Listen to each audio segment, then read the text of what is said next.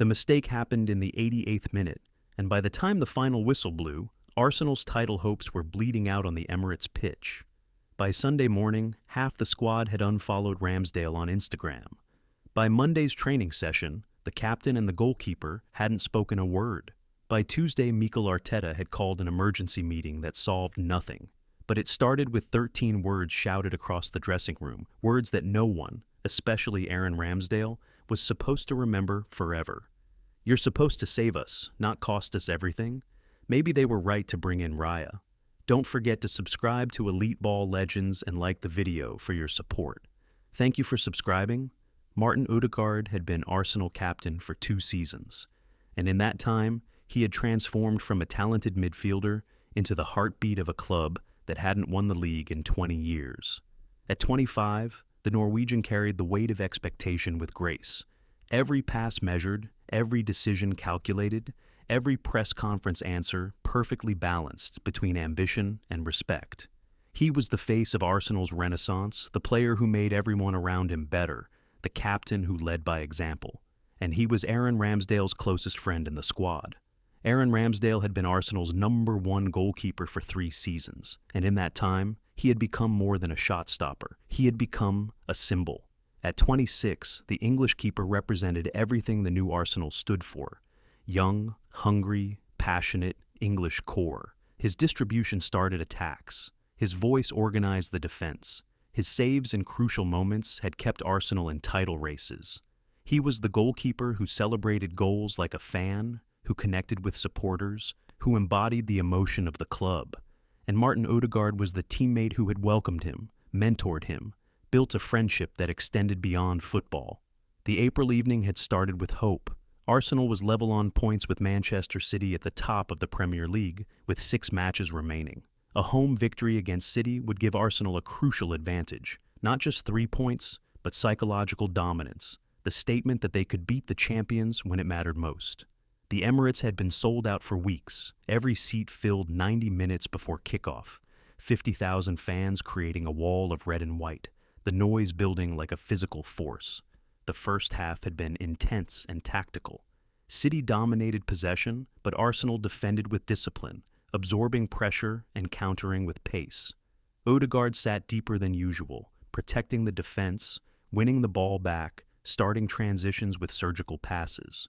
Ramsdale commanded his area with confidence, claiming crosses, sweeping behind the high defensive line, his distribution finding Arsenal players in dangerous positions. The partnership between captain and keeper was Arsenal's foundation, Ødegaard's tactical intelligence complementing Ramsdale's shot-stopping and distribution. Arsenal scored first in the 53rd minute, Gabriel Jesus finishing a brilliant team move that started with Ramsdale's throw to Ødegaard. The captain had received it under pressure, turned, played a perfect pass between City's midfield lines, and suddenly Arsenal was flowing forward. Jesus' finish had been clinical, low, and hard past Ederson. The Emirates erupted, 50,000 people screaming as one. Arsenal was beating City. The title was coming home. City equalized in the 67th minute through Haaland, a classic striker's finish from De Bruyne's cross. The goal had silenced the stadium briefly, but Arsenal responded by pushing forward, hunting the winner, playing with the confidence of a team that believed. Ødegaard orchestrated from midfield, his touches sharp, his movement intelligent, dragging City players out of position. The 88th minute arrived like destiny. Arsenal won a corner, their 4th of the half. Saka prepared to deliver it from the right side. The Emirates stood, sensing the moment. Ødegaard positioned himself at the edge of the box, ready to attack the second ball. Ramsdale had stayed on his goal line, standard procedure, but he was watching, calculating, ready. Saka delivered the corner perfectly. It sailed over the first defender, curving toward the near post where Gabriel rose above everyone. His header was powerful, directed toward the bottom corner. Ederson dived, got a hand to it, but couldn't hold. The ball deflected back into the 6-yard box, spinning, bouncing unpredictably. And then it happened. Ramsdale, following the play like all goalkeepers do, watched as Stones tried to clear. But Stones' clearance was weak, hitting Akanji and ricocheting back toward Arsenal's goal. The ball was moving slowly, spinning toward the net, but it had pace, enough pace that it needed attention. Ramsdale turned and sprinted. The ball was trickling toward the goal line, 10 yards out, 8 yards, 6. He slid, trying to reach it, but the pitch was slightly wet from earlier rain. His glove got there just as Haaland arrived from behind, both of them diving for the same ball. Contact, collision. The ball squirted free and rolled over the line. 2-1, Manchester City. The Emirates fell silent. 50,000 people suddenly exhaling shock into the April night. Ramsdale lay on the ground, his glove still outstretched, his face showing the exact moment he realized what had happened. Haaland had jumped up celebrating. City players had rushed to pile on him. Arsenal players had stood frozen, processing the disaster. Ødegaard had been 15 yards away when it happened. He had seen everything: the weak clearance, the spinning ball, Ramsdale's slide, the collision, the goal. His first instinct had been to run to Ramsdale, to help him up, to tell him it was okay. But then, he had seen the replay on the stadium screen. Ramsdale had gotten there first. He could have cleared it, should have cleared it. But he had hesitated, misjudged the spin, and Haaland had capitalized. The final whistle had blown 3 minutes later. City had defended comfortably, running down the clock, celebrating every clearance. When the referee ended it, the City players collapsed in joy. The Arsenal players walked off devastated, shoulders slumped, the weight of a title race potentially decided by one moment. Ramsdale had been the last to leave the pitch. He had sat on the grass near his goal for 2 full minutes after the whistle, head in his hands, refusing to move. The Arsenal fans had tried to applaud, to show support, but the stadium was half empty by then. Eventually, Ramsdale had stood and walked slowly toward the tunnel, his kit soaked with rain and sweat, his face showing nothing. The Arsenal dressing room was silent. Players sat at their lockers in various states of undress, no one speaking, the weight of the defeat crushing. Some stared at the floor, others checked their phones mechanically. The coaching staff moved quietly, giving space to the grief. Arteta hadn't entered yet. He was doing his post-match media obligations, putting on the brave face that managers must wear. Ramsdale had been sitting in the corner, still in his full kit, gloves on, staring at nothing. Ødegaard had walked past twice, wanting to say something, but the words wouldn't come. What do you say? It's okay? It wasn't okay. We'll bounce back? Maybe they wouldn't. It wasn't your fault. It was partly his fault. The tension had built for 15 minutes. Players showered and dressed in silence. Kitmen collected dirty uniforms quietly. The physio worked on minor injuries without conversation. And then someone, Tomiyasu, had made a comment to Zinchenko about needing better communication on the goal. Innocent, not directed at anyone, just observation. But it opened the floodgate. Communication? Ødegaard's voice had cut through the silence, sharp and angry. He hadn't planned to speak, but the frustration had boiled over. We needed a save. The room had frozen. Everyone looked at the captain.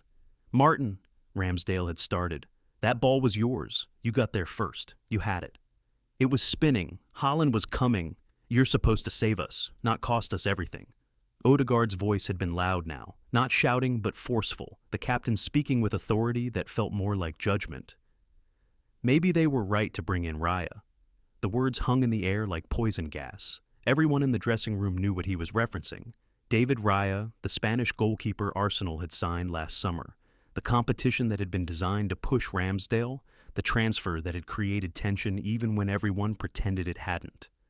Ramsdale's face had gone pale, his jaw tightened, his hands clenched into fists. For a long moment, he said nothing. Then quietly, "Fuck you, Martin." He had stood, ripped off his gloves, thrown them into his locker, and walked toward the showers. The room remained silent. No one moved, no one defended Ødegaard, no one consoled Ramsdale. The captain had crossed a line, and everyone knew it. Ødegaard had stood there, his heart pounding, adrenaline still coursing, immediately regretting the words, but unable to take them back. He had let emotion override judgment, let frustration override friendship, let the pressure of 20 years without a title turn him into someone he didn't recognize. By the time Arteta entered the dressing room 10 minutes later, the damage was done. The manager gave a brief speech about staying together, about character, about responding to adversity. But his eyes had moved between Ødegaard and Ramsdale, the captain who looked guilty, the goalkeeper who looked destroyed, and he had known something had fractured.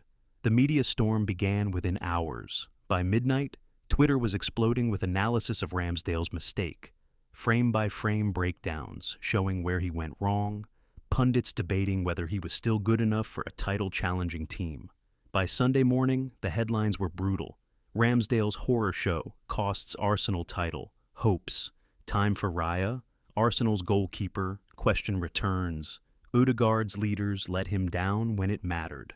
Ramsdale's social media had been flooded with abuse. Thousands of comments, most vicious, some threatening. Arsenal fan accounts that had supported him for years, now calling for him to be dropped. Comparison videos with Raya, statistics showing his mistakes this season. The internet had turned on him with the speed and brutality that only social media could deliver. Sunday training was optional, light recovery for those who wanted it. Ødegaard had gone, needing to move, unable to sit still with his thoughts. Ramsdale hadn't come. The captain had asked the kit man, who said Ramsdale had texted saying he was getting treatment at home. Ødegaard had considered texting him, apologizing, but he had stared at his phone for 20 minutes and couldn't find the right words. Monday's training session was mandatory, full squad, tactical work for the next match against Newcastle on Wednesday. Ramsdale had arrived early, headphones on, hoodie up, avoiding eye contact with everyone. Ødegaard had tried to approach him before training started, but Ramsdale had walked away, disappearing into the treatment room. During the training drills, the tension was visible. Ramsdale had been professional, making saves, distributing accurately, communicating with defenders. But he hadn't spoken directly to Ødegaard, not once. When the captain organized the midfield during possession drills, Ramsdale had looked through him like he wasn't there. Other players had noticed. Saka had tried to lighten the mood with jokes, but they fell flat. Rice had attempted to mediate, during a water break, saying something to both of them, but neither engaged. The coaching staff watched with concern, recognizing that a divided dressing room couldn't win a title. Arteta had called the emergency meeting Tuesday morning, just the two of them, Ødegaard and Ramsdale, in his office. The manager sat behind his desk, the two players on opposite sides of the room, as far apart as the space allowed. "Gentlemen," Arteta had started, his Spanish accent making the words sound more serious. "We have 4 matches left. We are 1 point behind City. We cannot win the league if our captain and goalkeeper are not speaking." Silence. "Martin, what happened Saturday was said in emotion, but words have consequences." "I know." Ødegaard's voice was quiet. "I shouldn't have said it." "Then tell him." Ødegaard had looked at Ramsdale, who was staring at the floor. "Aaron, I'm sorry. I let the frustration take over. What I said was wrong." "Was it?" Ramsdale's voice was cold. "Because it sounded like something you've been thinking for a while, since Raya arrived, since the competition started. You think I'm not good enough. That's not true." "Then why did you say it? In front of everyone?" Ramsdale had finally looked up, his eyes showing the pain of betrayal. "You're my captain, my friend, and you humiliated me when I was already destroyed. I made a mistake. You made a choice." Ramsdale stood. "A mistake is what I did on the pitch. A choice is what you did in the dressing room. You chose to hurt me. You chose to question me publicly. You chose to side with everyone who wants me replaced. Aaron, we're done. Professionally, I'll do my job. I'll save what I can. I'll follow your captaincy. But we're not friends anymore, Martin. You killed that." He had walked out, leaving Ødegaard sitting there with Arteta, the manager's face showing concern not just for the team, but for 2 players he cared about beyond football. The Newcastle match. Wednesday night had been awkward. Arsenal won 2-0, professional and controlled, but the fluidity was gone. Ødegaard's passes to initiate attacks were accurate but mechanical. Ramsdale's distribution found midfielders, but without the usual creative spark. They functioned as teammates, but not as partners. The connection that had been Arsenal's strength was now just protocol. After the match, in the dressing room, Ramsdale had showered quickly and left, without speaking to anyone. Ødegaard had watched him go, the guilt sitting heavy in his chest. Other players had noticed, Saka asking if everything was okay, Rice suggesting they needed to sort it out, White saying the team needed unity. Thursday morning, Ødegaard's phone had rung, his father calling from Norway. "Martin, I watched the match. Something is wrong. We won, But you are not right. What happened? And Ødegaard had told him everything. The mistake, the words in the dressing room, the betrayal of a friend. His father had listened without interrupting, the way he always did. When Ødegaard finished, his father had been quiet for a moment. Then, when you were young, you had a coach who criticized you publicly after a bad match. Do you remember? Yes. You came home crying. You said you never wanted to play for him again. You said he humiliated you when he should have protected you. The memory hit Ødegaard like a physical blow. He had been 14, playing for Strømsgodset's youth team. The coach had called him out in front of the team for a mistake. Ødegaard had been devastated, feeling exposed and abandoned. You became that coach, his father said gently. To Aaron. Ødegaard had sat with that truth for the rest of the day. He had been so focused on the title, on the pressure, on the expectations, that he had forgotten what it felt like to be the player who made the mistake. He had forgotten that leaders protect, not punish, that captains build up, not tear down. Friday training had been light, the final match preparation before Sunday's crucial fixture against Tottenham. Ramsdale had been professional as always, making saves, organizing the defense, but still maintaining distance from Ødegaard. The captain had decided he needed to do something more than apologize. He needed to show he understood. After training, Ødegaard had approached Arteta. Boss, can I address the team tomorrow, before the match? Arteta had studied him. What will you say? The truth. Saturday's pre-match meeting had been scheduled for 2 p.m., 3 hours before kickoff. The entire squad gathered in the team room at the stadium. Arteta had introduced it simply. Your captain wants to speak. Ødegaard had stood, his heart pounding, every eye on him. I want to talk about leadership, about what it means to be captain. He had paused, gathering his thoughts. When we lost to City, I said something to Aaron that was wrong. I criticized him publicly in front of all of you when he was already hurting. I let my frustration override my judgment, and I need to say clearly in front of everyone that I was wrong. He had looked directly at Ramsdale, who was sitting in the back row. Aaron, you have been one of the best goalkeepers in the Premier League. You've saved us countless times. One mistake doesn't erase 3 years of excellence. But more than that, you're my friend. And I betrayed that friendship when you needed support. I'm sorry. Not just for the words, but for failing you as a captain. The room was silent. Ramsdale's face showed emotion. Not forgiveness yet, but acknowledgement. We have 3 matches left, Ødegaard continued, now addressing the team. City plays tomorrow. We play today. If we win, we control our destiny. But we can only win if we're united, if we trust each other, if we remember that we're brothers, not just teammates. One mistake doesn't define anyone. How we respond to mistakes, that defines us. He had sat down. Arteta had stood and added brief tactical points, but the message was clear. The team was being given a chance to choose unity over division. The Tottenham match had been intense, a North London derby with title implications. The atmosphere electric. Arsenal took the lead through Saka in the 23rd minute. Tottenham equalized through Son in the 67th. The Emirates was nervous, sensing another dropped point, another step closer to heartbreak. The 81st minute had brought the moment. Tottenham counterattacked, Son sprinting down the left, cutting inside, shooting from 20 yards. The shot was powerful, dipping, heading for the top corner. Ramsdale had launched himself, fully extended, his glove making contact with the ball at the last possible millisecond. The save was spectacular, borderline impossible, the kind that defines seasons. The ball tipped over the bar. The Emirates erupted. Ødegaard, 20 yards away, had sprinted to Ramsdale as the keeper stood. He didn't say anything, just pointed at him, clapping, the universal symbol of respect and gratitude. Ramsdale had nodded once, the smallest acknowledgement, but it was there. Arsenal scored the winner in the 87th minute.